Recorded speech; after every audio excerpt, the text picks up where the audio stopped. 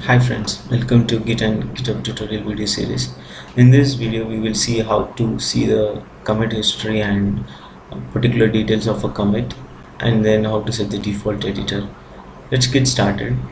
So let's hit the status of the repository which we are in, and as you can see that changes to be committed test1.txt.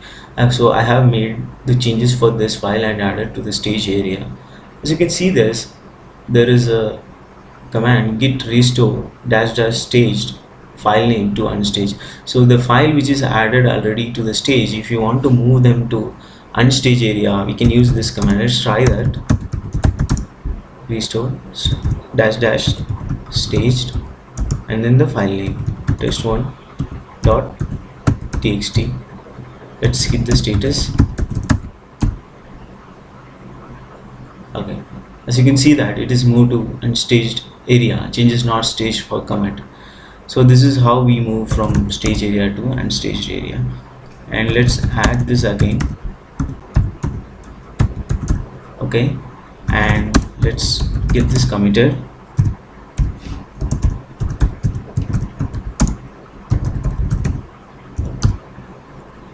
Okay, it's saying that please tell me who you are. Run below command to set your user email and name, because this is required to record which developer is making this change. So in earlier videos we were able to commit because the username and email were already set. So this I want to demonstrate how to set the username and email for it. So the commands which is already shown above, let's use that same command, and these are not specific to the particular repository or a project. These are the global commands, so this would be used for all of your projects. And if it is a single word, you don't need to enclose it with the double quotes. So the user email is set. Oh, that should be the username. Let's hit that again.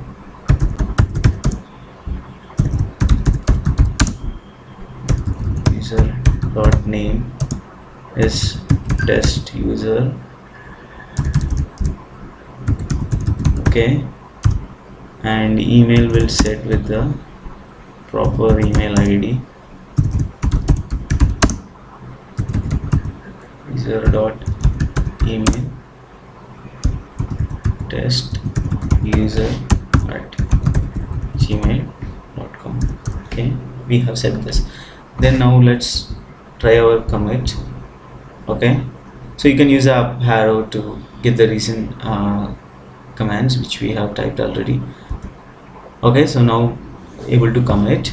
So now let's see the history of commits by hitting the command git log.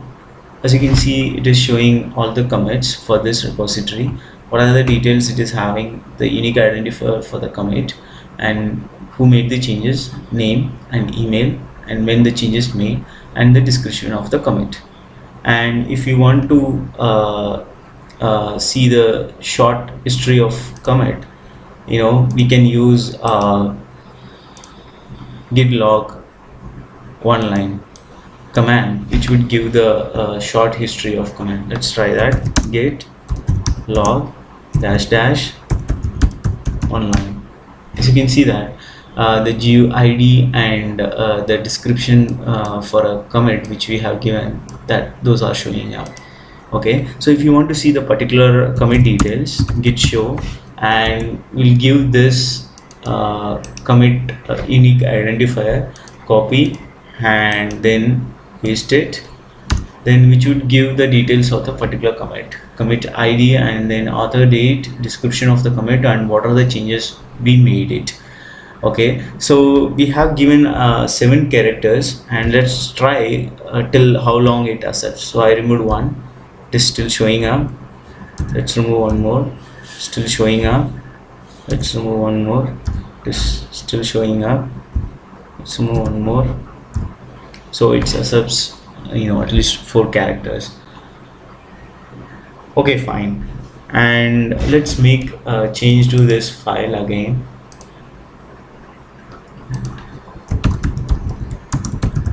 Okay, saving it, and then let's get the bash. So I'm going to add this changes to the staging area. Okay, and got added. It's going to commit. This time I'm not giving a message. So this would open up the default editor, which is Vim for Git, and in order to give a comment, press I and then give the message. Let's say message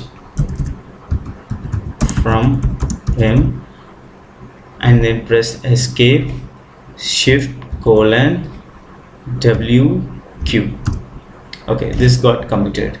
And so this is a default editor. If you want to set a particular editor, then there is a command git config / global and core dot editor. So we are going to set code -- wait, which is Visual Studio Code. And now let's make the change and let's see the default editor is being open up or not. Let's add some change and git commit. Okay, we need to add that to staging area, which we forgot to do. Okay, and then git commit. Okay, it is opening up the Visual Studio Code, and there you can give the commands from code, save it and then close. Yeah, it's being committed. As you can see, the comments from code and it got committed. So this is how we can set this default editor for this.